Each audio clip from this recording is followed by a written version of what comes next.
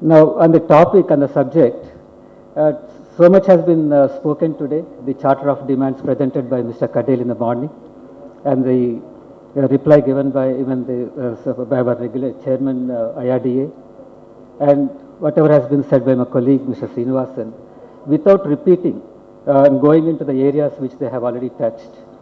I would only perhaps restrict myself to the views of maybe a practitioner, practical, on the growth and the penetration of levels of the insurance market in India.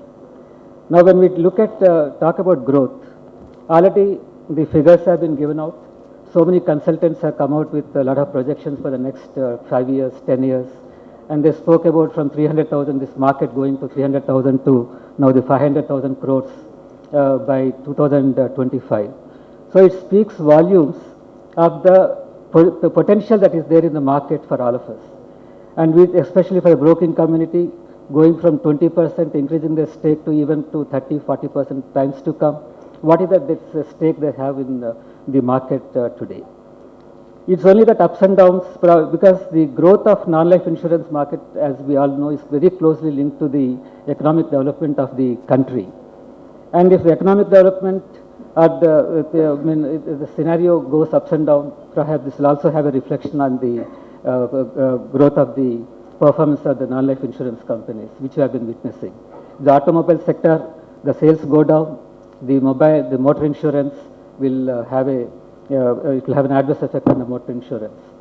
So that way, but if you look at in the long term, the direction in which the Indian economy is growing, there are absolutely no doubts about the growth, the potential that is there in the country for the non-life insurance market.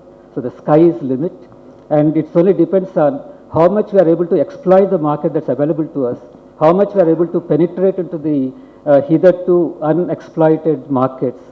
And now we have had lakhs of villages in the country, and till date, in fact, I remember because when I was heading the marine department in New India Assurance Company, that's about 20 years back, when I was just going through some papers, I read somewhere that the more the country is developed economically, the lesser will be the proportion of marine premium to the total GDP of the particular country.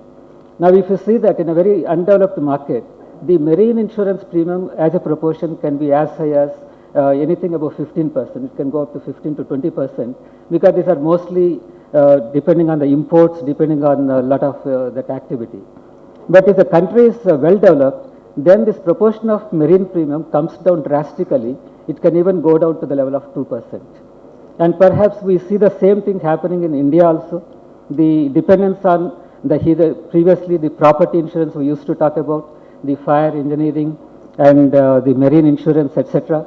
And this only, what is the implication of this? It only means if my proportion of the total property and other type of businesses is coming down to maybe the 10% or 12%, there is a now the dependence or the prominence of other lines of business is actually gaining ground. The other lines of business could be the motor, it could be health insurance, it could be liability insurance, it could be agricultural insurance, or it could be a host of lot of new areas that are developing with the technological development that is taking place in the country.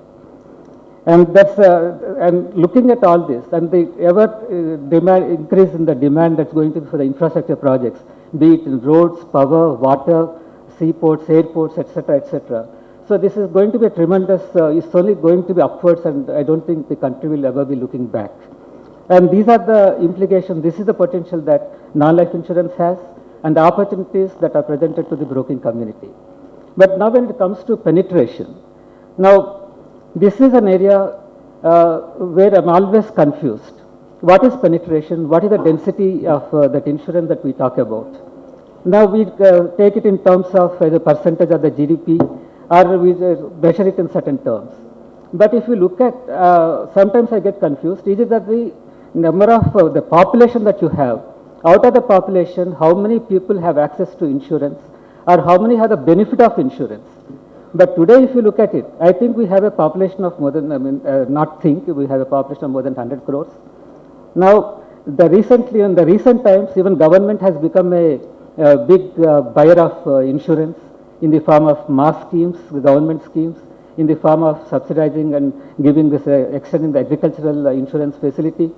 Even the other day, now the last year we have covered the Maharashtra state government, where the population that we are covering is almost 2.5 crore families. Even if I take an average 3 members per family, so we are looking at something like 6 to 7 crore of individuals who are being covered under that health insurance scheme. This only I'm talking about one state. Now let us look at the Kerala, let us look at Andhra Pradesh, let us look at Tamil Nadu, and let us look at number of states which are coming out with such schemes for the benefit of the BPL, for the benefit of the APL families, and even for the benefit of artisans, etc., etc. So if you count these in numbers, and even the Rashtriya Swasthya Bima Yojana that we have, perhaps the insurance, the benefit of the health insurance is reaching to the lowest levels of the population today. But then the question comes is, like Mr. Srinivasan said it, adequately insured, uninsured, this sort of a thing that comes. Now we have a large vehicle population in the country. Now all of us know that at least 30 to 40% of these vehicles are uninsured. Now this is all the areas that we have an opportunity, apart from the growth that's going to happen in the country,